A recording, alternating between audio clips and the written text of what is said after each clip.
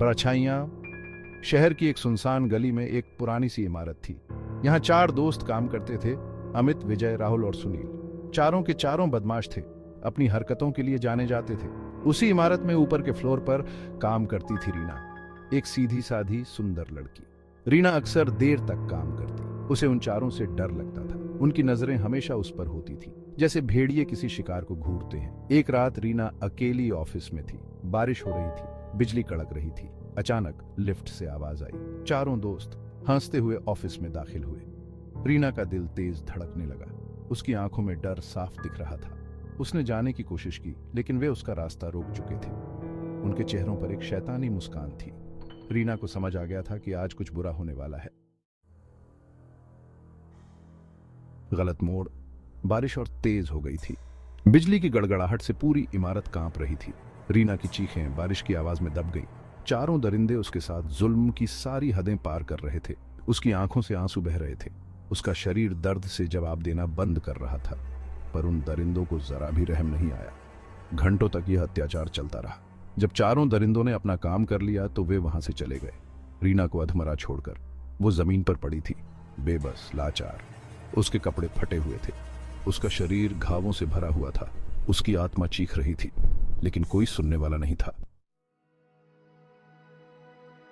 खामोशी की चीखें। अगली सुबह ऑफिस के एक कर्मचारी ने रीना को उस हालत में पाया। पुलिस को खबर की गई, पूछताछ हुई, लेकिन चारों आरोपी बच निकले। उनके पास पैसे थे, रसूख था, उनके खिलाफ कोई सबूत नहीं था। रीना को न्याय नहीं मिला। रीना अब इस दुनिया में नहीं थी, लेकिन उसकी आत्मा बदला लेने की आग में जल रही थी। वह भटक रही थी उसी ऑफिस में जहां उसके साथ अन्याय हुआ था। उसकी चीखें अब भी सुनाई देती थी, लेकिन सिर्फ उन्हें जिन्होंने उसके साथ गलत किया था। प्रतिशोध की ज्वाला। चारों दोस्तों को अब अजीबोगरीब घटनाएं होने लगी थीं। उन्हें रात में बुरे सपने आते, उन्हें हर जगह रीना की परछाई दिखाई देती, उनके कान में रीना की चीखें गूंजती रहती। वे पागल होने लगे थे, उनका कामकाज चौपट हो रहा था। एक रात चारों दोस्त ऑफिस में काम कर रहे थे। अचानक लाइट चली गई, अंधेरा छा गया। उन्हें रीना की हंसी सुनाई दी। वे डर गए। उन्होंने भागने की कोशिश की, लेकिन दरवाजा बंद था। वे फंस चुके थे। न्याय की देवी अंधेरे में रीना की आत्मा प्रकट हुई। उसके हाथ में एक खंजर था, उसके चेहरे पर गुस्सा और बदले की आग थी। चारों दोस्त डर के मारे कांप रहे थे। वे उससे माफी मांगने लगे, लेकिन अब बहुत देर हो चुकी थी। एक एक करके रीना ने चारों दोस्तों को मौत के घाट उतार दिया, उसी बेरहमी से जैसे उन्होंने उसके साथ किया था।